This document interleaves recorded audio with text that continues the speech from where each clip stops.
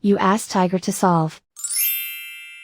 This deals with linear equations with one unknown. The final result is p equals -11/2. Let's solve it step by step. Simplify the expression. Group like terms. Simplify the arithmetic. Expand the parentheses. Simplify the arithmetic. Group all p terms on the left side of the equation. Subtract 4p from both sides. Group like terms. Simplify the arithmetic. Group like terms.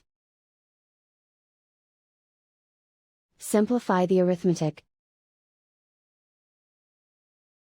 Group all constants on the right side of the equation. Subtract 9 from both sides.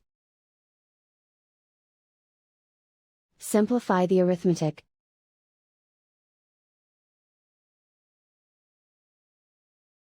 Isolate the p. Divide both sides by 2. Simplify the fraction.